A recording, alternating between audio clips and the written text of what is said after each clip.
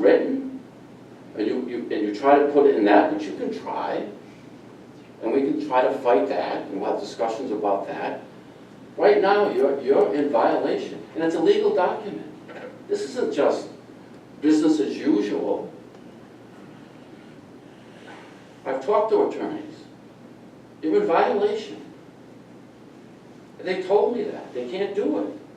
And if you go further and say, well, okay, a special use permit, it says, the last thing it says, that disregarding any conditions made part of the special use permit and deemed a violation of this ordinance shall negate the granted use of special use permit, and it must be compatible with the comprehensive plan, period. That special use permit. Just can't use it and throw it out there because, oh, let's do it. It's unbelievable. And you know, Section K says, the granting will not result in conditions, I don't like this word, amenable means adverse, I think, to the public health, safety, morals, and welfare of the residents thereof. Okay. Health, safety, morals. Morals a big topic. My welfare, our welfare. Welfare isn't just money. It's my state of mind. It's my peace of mind. It's where I'm happy to live. Now all of a sudden, I'm getting angry to live out there. I'm getting pissed off. And I shouldn't have to be pissed off. I've been out there 30 years and I love deer running through my yard. I saw butterflies, birds. I don't want to see that whole thing disrupted because somebody decides they want to make personal gain. And that's what this is about, buddies and ladies. This is for personal gain. He's going to get himself richer, and he's going to, National Grid's going to get, because you know what National Grid's going to do with the stuff going to them? What do they do with it? What do they do with it? They sell it. They don't need it for the state. They're selling it now. It's all a Ponzi scheme they're just using solar panels to do. They're making money. That's all this is about. Bowing down to the almighty dollar and ripping up Western Coventry to do it. Are you proud of that legacy? For your children, grandchildren, for what Western Coventry is, the world. Most people take rides out there to relieve their headaches. Now we're going to get headaches. You used to go out there and put a smile on our face. Now, in fact, someone was driving to visit me and said, Paul, what the hell are they doing in Coventry? What are they ripping up all your land for? For what end? And it's a violation. Never mind the emotional side of it, which I'm sorry we get because we feel it. You guys live far, we feel it. Every day we feel it. But beyond that, it's violating the very principles on which Coventry has stood for hundreds of years to keep green rural. And you guys in the town council and zoning are the ones who want to make a game changer. Why? Why are you being the game changer? Why are you listening to these people? And not us, who live out there, who put our stake in the ground, who pay our taxes every year after every year. I hope so. And you just want, why this game change? And don't tell me, I mean, solar might be cool, wind energy, and by the wind, that was already a violation. That's already, which never should have happened. But any state you talk to, any country you talk to who's done massive developments of this kind, 1.5%, 2% of their total grid. That's all it amounts to. And if you read the Providence Journal, I'll close with this, and you guys have been great listening to me. I'm sorry I vented a little bit, but Providence Journal had a great big article. 3 years ago, 20% of our power came from natural gas. This year, over 50%. By 2020, 75%. We don't need this shit. Excuse me. It's right there. Natural gas is plentiful, it's the cheapest, it's the cleanest. The only thing you should be working on instead of this is putting down a gas line on 117 and 102. That's what you should be working on, so we can all have gas. That's what we need, gas lines, not energy power line, transmission lines for solar and wind. We need lines that bring gas. They got, what do they got, water states? How far does it go in Coventry? Get the grid to bring more gas lines in here. That's how to solve our energy problems. Thank you. Thank you.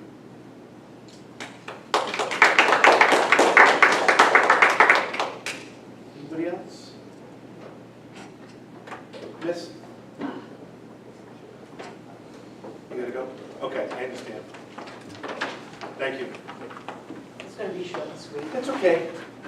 She's got to take care of his kids. I'm sorry. Deb, Scan, S-K-A-L-I-N-G. Do you need my address too? Yes, please. 310 Lewis Farm. Thank you. I just came upon this article, it was actually just written on July 24th, which was Monday, and from Eco Rhode Island News. And it's titled, "More Rhode Island Forests Set to be Foolishly Sacrificed for Energy Production." And so they're talking obviously about Hopkinton. And they said Rhode Island just doesn't get it, even when it tries to be 21st century. Cutting down 30,000 trees to make room for a solar farm. Can you is only speak into slightly the mic, less- please? Oh, I'm sorry. Is that better? Yes. Okay. The small estate has plenty of wasted space in the form of brownfields, old landfills, rooftops, parking lots, and big empty box retailers. But the Ocean State seems driven to Paul Bunyan its way into the future. The latest axe-wielding project being proposed by Southern Sky Renewable Energy LLC, the 73 acres of Main Street in Ashaway, is a 13.8 megawatt solar installation with 43,000 solar panels that would require a clear cutting of 60 forest acres. I mourn the loss of 30,000 trees. I really do, the town council member said. This would say in the recent Wesley Sun, but something's going to go there sooner or later. Therein lies the problem, one that afflicts municipalities, taxpayers, businesses, and state government alike. We're addicted to the building things in places that make no sense, i.e. the natural gas power plant close to Laurel Hills Forest, an office park in the Johnston Woods, a casino in Tiverton Wetlands. In the endless pursuit of more tax dollars and jobs, as if better or even adequate, land use management would bankrupt the state and cause unemployment to rise. At a July 17th meeting, Hopkinton council members noted that the solar farm would benefit the town financially. Sure, if you ignore the impact on ecological diversity and other external costs, woods matter. Connecticut's Council on Environmental Quality is concerned about taking farmland out of production and cutting down forests to power society. Earlier this year, the 9-member council published a report aimed at stimulating the siting of solar energy facilities in places other than farms and forests. The report documents the surge in proposals to use farmland and forest land for the construction of large solar electricity generating facilities. We do not see any need for Connecticut's land conservation and renewable energy goals to be in conflict.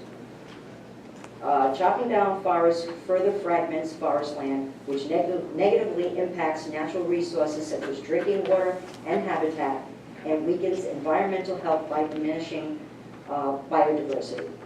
Taking agricultural land out of production reduces the amount of local food that can be grown and harvested.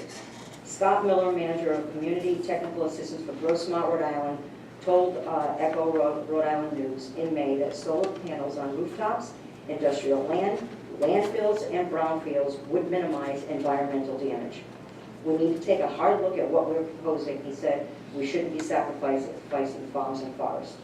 Instead, we should be modernizing the regional power grid, building solar arrays on vacant and underdeveloped land, like the city of Providence did at their Forbes Street landfill, covering parking lots with solar canopies, like the 3.2 megawatt canopy covering 80 parking spaces across 5 acres of Bristol Community College and Fall River.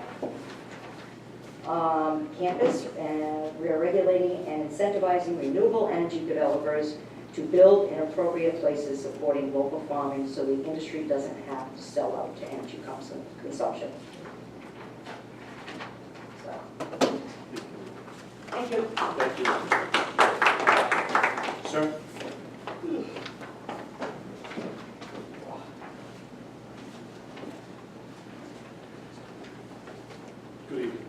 Good evening. Chris Holstrom, Fall Road Drug Trail, Green.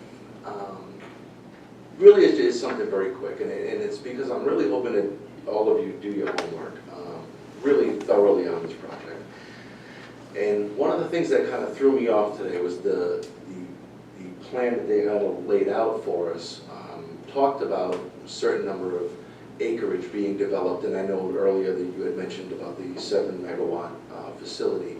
And even doing a quick Google search, and trust me, I'm no solar energy expert, I can guarantee you that.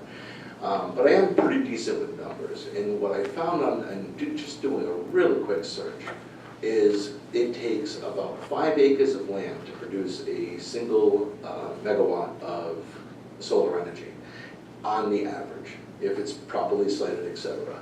So if they're looking to build a 7 megawatt facility, and you're looking at 5 acres per land properly sited, that would be more like 35 acres of the property, not the 20-something that they talked about. That concerns me because I'm wondering if the part of this proposal is such that it's going to be get the plan in and then make revisions later, because once it's much easier to revise the numbers once the plan is already adopted. I don't want it to be a bait and switch type of situation. It's already proposed to be big enough as it is. The second piece is it's something that kind of troubles me from the get-go. I'm only a new resident to the area. Been here now for just over a year. When I was buying my piece of property, I did so, and I looked at the zoning and I looked at the planning of the town that I was going to move myself into. And I did it for a reason, because I realized that when you have a certain zone or a comprehensive plan in the town, it's done so as a binding contract amongst the members of that community. And really, it's something that you have to acknowledge when you walk in. So when I came in, it wasn't just something I'm willing to adopt and say that I'm willing to adhere to this, but it's also something that is was something that attracted me to buy property in the area, was that it did have its rural character and nature. I've worked and lived in cities all my life. I couldn't wait to get out to rural farmlands where I could walk down the street and get fresh eggs from the local neighbor. It's fantastic. My concern is, here we have a gentleman that came in, or a group of people, or a family, whatever have you, that came in, bought land, knowing what the zoning and the ordinances were, and now are coming to ask you to put a major installation in complete violation of the same binding contract that all the citizens here have literally decided that they wanted to invest in. And they did that knowing that there's a chance that it may not be approved. Or did they know it was going to be approved? Why would they have done that? To me, if you're going to walk into an area, it's one thing if I'm petitioning you guys or zoning for an extra shed. Man, no one's going to complain about that. But we're not talking about a shed. We're not talking about me knocking down a few trees and putting up a barn. No, we're talking about leveling acres of forested land and putting up commercial energy production. That's not what I signed up for when I bought property here. I'm sorry.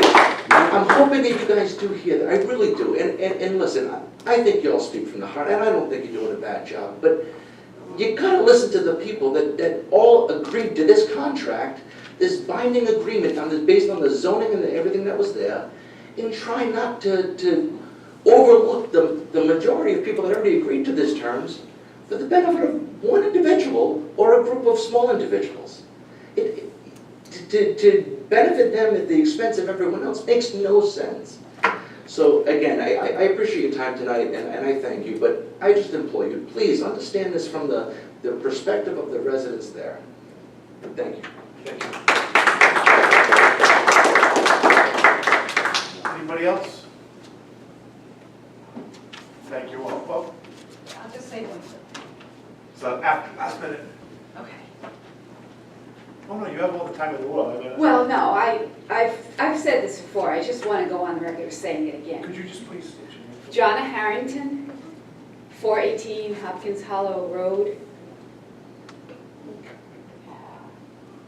I'm just astounded that you even considered saying, yeah, go ahead with your master plan. when this is the same company that put up 10 turbines, none of which produces any power for Coventry, it's sold to West Warwick. It's all money, and they've done this, all that damage, and you would even, to think that you would even consider saying, yeah, I'll say, let's see what you got, for more, for the same company, for the same man. I just want to go on record and that I think that it is extremely, extremely wrong for you to even consider anything else happening with that company going forward and doing more damage. I don't think they play by the rules. I think it is bait and switch. And I would really not like you to be the ones who are hanging your head in shame over the damage, because I know that this is not the committee. There are a lot of people sitting in positions in zoning, planning, and town council that were not here when those turbines were okayed. Please don't be those people. Please. Thank you. Thank you. Okay, guess that's it. At this time, I'll entertain a motion to adjourn. Motion made, do I have a second? Second, all those in favor? Aye. Thank you.